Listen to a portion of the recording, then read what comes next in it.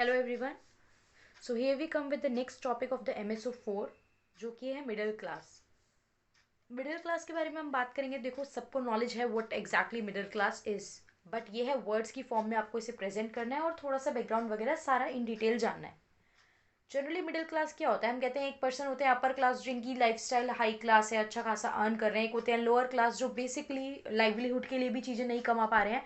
और एक होते हैं मिडिल क्लास, ठीक है, जिनमें ऐसे प्रॉब्लम नहीं है, ठीक है, they are leading a good life, but वो लग्जीरियस लाइफ नहीं है, बट हाँ they are having a good life style. Basic चीज़ें यहाँ पे अवेलेबल हैं। तो अब देखो, सबकी इंटरप्रिटेशन अलग अलग हो सकती है। मिडिल क्लास की मीनिंग की अगर मैं बात करूं तो एवरी पर्सन में हैव डिफरेंट डिफरेंट इंटरप्रिटेशन ना। तो इसमें एग्जैक्टली exactly हमें क्या करना है, ठीक है, एग्जैक्टली exactly अब कुछ मीनिंग देखेंगे जिसके थ्रू हम मिडिल क्लास को एग्जैक्टली एक्सप्लेन कर पाए। तो अब हमें यहाँ पे क्या देखना है कि फर्स्टली ये जो यूज़ हुआ था टर्म वाइडली, जो बहुत ज़्यादा यूज़ हुआ, वो 19th सेंचुरी के टाइम पे यूज़ हुआ। क्यों 19th सेंचुरी पे? क्योंकि 18th सेंचुरी में आ गया था इंडस्ट्रियल और पॉलिटिकल रिवोल्यूशन। इंडस्ट्री में रिवोल्यूशन आया, मोड ऑफ प्रोडक्शन चेंज हुए, अब लोग काम कर रहे हैं, काम करने के तरीके बदल चुके हैं। तो कोई सोसाइटी में एक नया ग्रुप हमें देखने को मिल रहा था। हाँ, जो प्रॉपर लग्जरी, जो टॉप क्लास लोग थे, उन्हें ज्वाइन नहीं कर पा रहा था कि हाँ उतना नहीं है उसके पास, लेकिन वो उतना गरीब भी नहीं था जितना पहले हुआ करता था। तो ये ग्रुप जो गरीबी से एक अलग हुआ, पॉवर्टी से अलग होके एक अच्छे लाइफस्टाइल में एक ग्रुप जो धीरे धीरे इमर्ज होके देखने को मिल रहा था, उसी ग्रुप को क्या नाम दिया गया, कैसे कैटेगराइज किया गया? Middle class. अब क्लास को लेके अलग अलग डिफरेंट डिफरेंट व्यूज क्या हैं डिफरेंट सोशोलॉजिस्ट के। तो कार्ल मार्क्स क्या कहते हैं कि एक कास्ट, जो एक पर्टिकुलर क्लास है, वो कंट्रोल कैसे हो रही है और कैसे प्रोडक्शन को कंट्रोल कर रही है। क्योंकि देखो, सिंपल बात है, मार्क्स आती है कैपिटलिज्म, जल्दी से समझ जाना चाहिए अब आपको ये। कैपिटलिज्म मतलब एक जो बर्गवीज थी वो कैसे कंट्रोल कर रही थी, और दूसरी क्लास कैसे इन डोमिनेंट कास्ट को अपनी सर्विस दे रही है, राइट। ये दूसरी कास्ट जो है वो डोमिनेंट कास्ट को कैसे अपनी सर्विसेज प्रोवाइड कर रही है। तो कार्ल मार्क्स के अकॉर्डिंग ये बातें थी। उसके बाद हमारे पास आते हैं मैक्स वेबर। मैक्स वेबर क्या कह रहे थे कि पॉलिटिकल पावर और जो सोशल स्टेटस होता है, यानी जो आपकी प्रेस्टीज है, वही क्लास डिस्टिंक्शन करती है।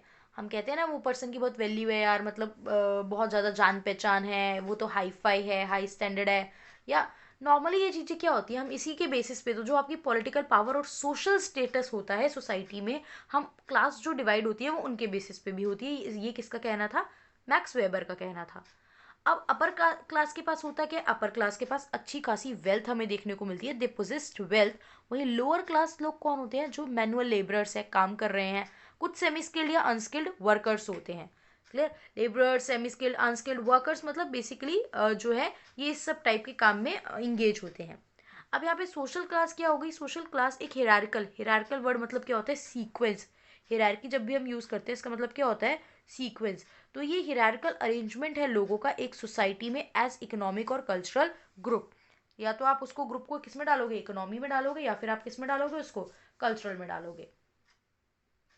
अब यहाँ पे नाम याद रख लेना कि सोशोलॉजिस्ट जो थे, टीबी बॉटमोर, अब एंथनी गिडन्स आज हमने जिनकी पढ़ी थी ना, Giddens theory of modernity MSO 3 में जो देखी थी, तो ये वही है एंथनी गिडन्स एंड टीबी बॉटमोर, जिन्होंने 4 क्लासेस की बात की कि एक होती है अपर क्लास, एक होती है मिडिल क्लास, एक होती है वर्किंग क्लास जो काम कर रही है प्रॉपर बिल्कुल लोएस्ट लेवल पे, लेबरर वगैरह जो है।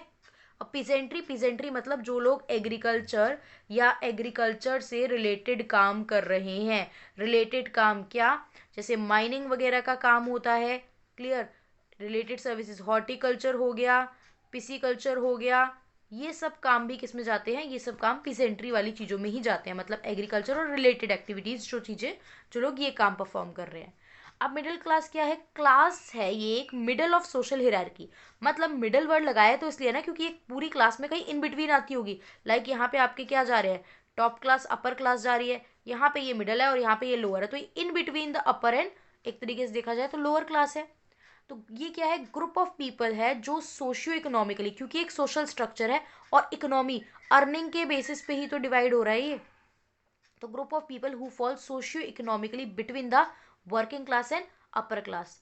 अब मार्क्स ने क्या कहा? वही अगेन बात थी। यहाँ पे बर्गीज जो है, मार्क्स के अकॉर्डिंग कैपिटलिस्ट सिस्टम के अकॉर्डिंग कौन मिडिल क्लास में आ रहे हैं? देखो, इनके बाद जब इन्होंने अप्रोच अपनाई कैपिटलिज्म की, तो इन्होंने तो 2 पार्ट में डिवाइड कर दिया था ना सीधा। बॉर्गवीज थे और एक प्रोलेटेरिएट थे, कि ये बहुत सारा कमा रहे हैं, सारी वेल्थ इनके पास है और नीचे तक चीजें पहुंच नहीं पा रही है। तो इन्होंने कहा मिडिल क्लास वो लोग थे जो कैपिटलिज्म से पहले वाले बोर्गीज थे, क्योंकि इसके बाद तो चीज़ें ये इन्होंने अच्छा अर्न कर लिया था। या फिर एक नई इमर्जिंग क्लास जो कि उभरी ही कब, कैपिटलिज्म के बाद उभरी, जब कैपिटलिज्म देखने को हमें मिलने लगा। अब देखो द इकोनॉमिस्ट करके एक जगह, क्योंकि मतलब बदल रहे हैं ना बार बार, अगर मैं आपसे बोलूँ मिडिल क्लास तो मीनिंग की कोई क्लियरिटी ही नहीं है, इंटरप्रिटेशन सबकी अलग अलग है, तो ये प्रॉब्लम तो है ही यहाँ पे। तो सब्जेक्ट ही ऐसा है, फ्लेक्सिबल है, ओपन टू इंटरप्रिटेशन होती हैं चीज़ें यहाँ पे जो हम पढ़ रहे हैं। तो यही एक द इकोनॉमिस्ट करके एक हमारे पास एक जर्नल आता है, एक मैगजीन आती है, जिसमें क्या लिखा है कि अगर आप अपना पूरा जो भी आप कमा रहे हो, अपनी इनकम इनकम में से आप पहले फूड का खर्चा माइनस करो, क्लियर, जो भी आप खाने पीने पे कर रहे हो, उसके बाद अपना शेल्टर का खर्चा माइनस करो, रहने का जो भी खर्चा है, ठीक है। उसके बाद जो बच रहा है, अगर ये आपकी इनकम का 1/3 बच रहा है, लाइक अगर आपकी इनकम है यहाँ पे फॉर एग्जांपल लो 90,000 आप टोटल कमा रहे हो, तो 90,000 का अगर मैं 1/3 बात करूँ तो 30,000, अगर आप 90 में से खाने और रहने का खर्चा हटाने के बाद 30,000 रुपये बचा पा रहे होंगे ना, सेव कर पा रहे होंगे, तो आप मिडिल क्लास में आते हो। 30 से कम है तो आप लोअर में जाओगे, अगर अच्छा कर लेते हो, अच्छा बचा लेते हो, तो फिर आप अपर में चले जाओगे। तो if more than 1/3 income is left after paying for food and shelter, तो वो कौन सा ग्रुप कहलाएगा, वो मिडिल क्लास कहलाएगा। अब हम बात करते हैं कि ये मिडिल क्लास जो ग्रुप है ये इंडिया में इवॉल्व कैसे हुआ। एक दिन में तो ऐसे प्रॉपर कोई ग्रुप नहीं आता, तो कैसे इंडिया में ये मिडिल क्लास ग्रुप इवॉल्व हुआ। बाहर 18-19 सेंचुरी में चीजें चल रही हैं, ठीक है। अब मिडिल क्या होता है, देखो मिडिल मतलब जो बहुत ज्यादा गरीब भी नहीं है और उतना अमीर भी नहीं है, मतलब ऐसा भी नहीं है कि उसको 2 वक्त का खाना प्रॉपर नहीं मिल पा रहा, और ऐसा भी नहीं है कि वो बिल्कुल लग्जरी नवाबों वाली राजाओं वाली जिंदगी जी रहे हैं। तो इन बिटवीन एक जो लोग आते हैं, पहले तो नहीं होते थे ये ग्रुप, पर धीरे धीरे सोसाइटी में हमने इस ग्रुप पे भी फोकस देना स्टार्ट करा, क्लियर। तो अब इसमें डीएल सेट हैं, इनके लिए 4 फेजेस कहे हैं कि 4 फेजेस हैं। कौन कौन से, पहला तो देखो कॉलोनियल टाइम पे, पहले तो ब्रिटिशर हम पे रूल कर रहे थे, वो टाइम है जब ब्रिटिशर जो थे वो हम पे रूल कर रहे थे। उस टाइम के अकॉर्डिंग आप किसको मिडिल क्लास बोलोगे या कुछ समथिंग, तो वो लोग जो वेस्टर्नाइजेशन के टच में आ रहे थे, जो वेस्टर्नाइजेशन को अडॉप्ट कर रहे थे, सारे लोग नहीं कर रहे थे ना अडॉप्ट, सारे लोग वेस्टर्न कल्चर, वेस्टर्न एजुकेशन, इन सब चीज़ों को नहीं अडॉप्ट कर रहे थे। तो हम कहते हैं कि जो लोग अडॉप्ट कर रहे थे वो कुछ चेंजेस इंट्रोड्यूस कर रहे थे अपने में, और वो चेंजेस कहीं ना कहीं उनको बेटर कर रहे थे, और वो जो बेटरमेंट की बात हो रही थी, तो उसलिए हम कहते हैं कि वो लोग क्या थे, वो लोग मिडिल क्लास में, वो लोग किस में आते हैं, मिडिल क्लास में आते हैं। वहीं इंडियन रिनाइंसेंस की बात करें तो जब इंडिया में रिनाइंसेंस होता है पुनर्जागरण, क्या वर्ड होता है, पुनर्जागरण। पुनर्जागरण का क्या मतलब, जब आज़ादी के लिए लोग बात कर रहे थे, आज़ादी के लिए लड़ रहे थे, तो ऐसे लोग इस टाइम पे जिनके पास मॉडर्न एजुकेशन थी, ठीक है, जो मॉडर्न एजुकेशन रखते थे या फ्रीडम मूवमेंट में पार्टिसिपेट कर रहे थे, लाइक एजुकेशन जैसे वो लोग लिटरेचर पढ़ के आते थे या लॉयर होते थे, मोस्टली तो लिटरेचर और लॉयर यही पढ़ाई करते थे उस टाइम पे लोग जनरली, तो ये लोग मिडिल क्लास में आते हैं। वहीं पोस्ट इंडिपेंडेंस आज़ादी के बाद मैं बात करूं तो देखो रिजर्वेशन, रिजर्वेशन से कैसे आप मिडिल क्लास बढ़ रहे हैं ये बोल सकते हो। रिजर्वेशन बढ़ा तो कुछ लोगों को सिक्योरिटी दी, तो जो जिन लोगों के पास पहले रिसोर्स अवेलेबिलिटी नहीं थी, अब उन्हें धीरे धीरे रिसोर्स मिलने लगे, अब चीज़ें मिलने लगी, जॉब मिलने लगी, काम मिलने लगा। तो ऐसा तो नहीं है 2 दिन में अमीर ही बन जाएंगे, लेकिन यस वो जो अपनी लोअर क्लास थी उससे ऊपर निकल के आएंगे, अमीर नहीं बने, अपर नहीं पहुंचे, लेकिन एक इन बिटवीन आ गए, तो वो इन बिटवीन को हम क्या बोलते हैं, मिडिल क्लास बोलते हैं। तो due to the reservation, job, education system, इन सब वजहों से क्या होता है, आपका मिडिल क्लास जो है वो क्रिएट होता है। वहीं प्रोडक्शन की टेक्निक बढ़ानी थी, प्रोडक्शन बढ़ानी थी, टेक्निक अच्छी यूज़ करी, लाइक ग्रीन रिवोल्यूशन लेके आए जिसमें हमने high yielding variety seeds use करी। ग्रीन रिवोल्यूशन नहीं पढ़ना है यहाँ पे, बट कैसे उससे जो था मिडिल क्लास इंक्रीज हो रहा था ये देखा हमने, क्योंकि इससे सिंपली लोगों की क्या हो रही थी, इससे अर्निंग हो रही थी, अर्निंग हो रही थी, लोगों को काम मिल रहा था, तो ये बेनिफिट यहाँ पे हमें मिला। एलपीजी रिफॉर्म 1991 में लिबरलाइजेशन, प्राइवेटाइजेशन एंड ग्लोबलाइजेशन आया। इसके बाद हमारे इस टाइम पे कंप्यूटर बढ़ा, इलेक्ट्रॉनिक्स बढ़े, ये सब चीज़ें बढ़ी, सर्विसेज बढ़ी, तो सर्विस सेक्टर में काम भी बढ़ा। काम जब बढ़ेगा, और ये कैसा काम है, यहाँ पे बिजनेस और ये थोड़ी है, ये तो काम है, आप काम के लिए आपको अपॉइंट किया जाएगा और आपको बदले में सैलरी दी जाएगी। तो यहाँ पे सैलरीड एम्प्लॉयमेंट बढ़ी, तो उससे भी लोगों की अर्निंग बढ़ी, और एक जो है नया ग्रुप हमें यहाँ देखने को मिला। अब कॉजेज क्या क्या हैं इसके, किन कारणों से ये जो सोशल क्लास जो होती है, मिडिल क्लास जो है ये इमर्ज हुई। तो एक तो देखो इकोनॉमिक कारण, सोशल कारण, पॉलिटिकल कारण, अभी आगे और भी देखेंगे, लीगल वगैरह रीजन, टेक्नोलॉजिकल रीजन। इकोनॉमी में क्या, मैंने यहाँ नेम नेम लिखे हैं, अब जब एग्जाम में अगर ये क्वेश्चन आता है तो यू विल एक्सप्लेन दिस, कि इकोनॉमी में रिफॉर्म आ रहे थे, जैसे अभी एलपीजी देखा, कमर्शियलाइजेशन बढ़ रहा था, मतलब लोग क्या कर रहे हैं, आप प्रोडक्शन कर रहे हैं लेकिन बेचने के हिसाब से कर रहे हैं, दे विल फोकस मोर कि वो सेल करेंगे ज़्यादा से ज़्यादा। इंडस्ट्रियलाइजेशन हो रहा है, मतलब जब इंडस्ट्रीज लगेंगी प्रोडक्शन बढ़ेगा तो कुछ लोगों को काम मिलेगा। तो इन सब चीज़ों से आप हमारे पास एक नई क्लास इमर्ज होके आई। उसके अलावा सोशल में संस्कृताइजेशन और एडमिनिस्ट्रेटिव जॉब इंक्रीज हो रही थी। ये तो ठीक है, but now what is this concept? Sanskritisation जो कंसेप्ट है ये कॉइन किया था एम एन श्रीनिवास ने। इसमें क्या होता था कि कोई भी जो लोअर कास्ट होती है ना, वो कोशिश करती थी कि वो इमिटिएट करेगी culture of the other caste.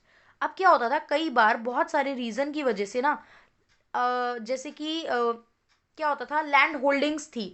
अब कंपनसेशन में एज अ मुआवजा बहुत सारे लोगों को कुछ पैसा मिल गया। खेती वगैरह की वजह से आज़ादी के बाद चीज़ें बहुत सारी चल रही थी, तो लैंड रिफॉर्म हुए तो बहुत सारे लोगों के पास लैंड आ गई। तो अब ऐसे लोग जो पहले नहीं थे कुछ भी आज़ादी से पहले, अब ब्रिटिशर के टाइम पे अब धीरे धीरे they are possessing the land. तो अब पैसे की फॉर्म में तो उनके पास चीज़ आ रही है।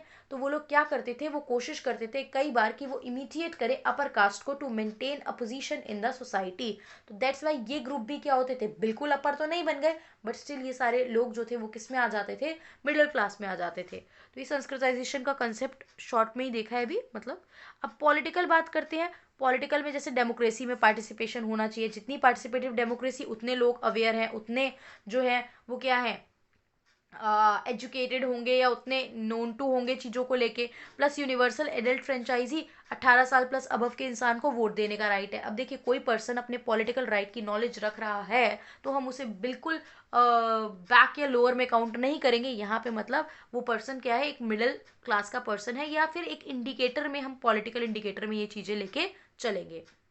इसके बाद टेक्नोलॉजी की देखो, टेक्नोलॉजी में नॉलेज बेस्ड सोसाइटी आ गई थी, टेक्नोलॉजी अपग्रेडेशन हो रही थी, बहुत सारी चीज़ें थी। कुछ पॉइंट आप चाहो तो ऐड कर सकते हो। इससे भी लोगों की जो स्किल्स थी, एक्सपर्टाइज थी, वो इंप्रूव हो रही थी। लीगल में रिजर्वेशन दे रहे थे आप लोगों को, प्लस इनकम इक्वालिटी की बात कर रहे थे। इनकम इक्वालिटी मतलब हर सेक्शन के लोगों को हमें काम देना है, प्लस मैन एंड वुमेन को भी काम देना है। तो सब चीज़ में ऐसे जब सब लोग काम करेंगे, वर्कफोर्स बढ़ेगी, तो सबको थोड़ी थोड़ी अर्निंग होगी and there situation will ultimately improve. अब मिडिल क्लास जो थी ना, वो सिमिलर तो होती नहीं है कि हर मिडिल क्लास में सेम काइंड ऑफ जो पर्सन एग्जिस्ट करेंगे। तो मिडिल क्लास जो होती है वो कैसी होती है, हेट्रोजीनियस नेचर की होती है। वहीं यहाँ पे योगेंद्र सिंह एक पर्सन थे जिन्होंने rural and urban middle class की बात की। अब रूरल और अर्बन अगर आप देखोगे तो यहाँ पे अर्बन मिडिल क्लास में क्या थे, कुछ टाउन्स मेट्रो सिटीज, वहाँ पे डेवलपमेंट, टाउन्स मेट्रो सिटीज थे, वहाँ पे डेवलपमेंट हो रहा था। और मिडिल क्लास हमें देखने को मिला कि वो लोग जो रिसोर्स ओन कर रहे थे, यहाँ पे जो छोटी मोटी ओनरशिप रख रहे थे, वो यहाँ पे मिडिल क्लास में काउंट किए जाने लगे। वहीं रूरल एरिया में बात करें तो यहाँ पे लोग एग्रो मर्केंटाइन होते थे। एग्रो मर्केंटाइन मतलब आप एग्रीकल्चर तो कर ही रहे हो, प्लस आसपास के अर्बन टाउन में कुछ ना कुछ आपका इकोनॉमिक इंटरेस्ट लाए करता है कि एग्रीकल्चर तो चल रही थी, मैंने वहाँ पे लेबर रख दिए काम करने के लिए, ठीक है पैसा आएगा। आसपास में छोटा मोटा मैं कोई और भी काम वहाँ पे करने लगी। लाइक फॉर एग्जाम्पल मेरे पास एग्रीकल्चर है, खेती है, मैंने कुछ किसान काम पे लगा दिए, एग्रीकल्चर से पैसा कमा रही हूँ। वहीं मेरे गांव के पास में जो टाउन है, मैंने वहां जाके कोई क्लोथ की दुकान खोल ली और मैं वहां पे सुबह से शाम तक वहां पे जो है अपना लाइवलीहुड के लिए और एक्स्ट्रा अर्निंग जो है वो कर रही हूँ।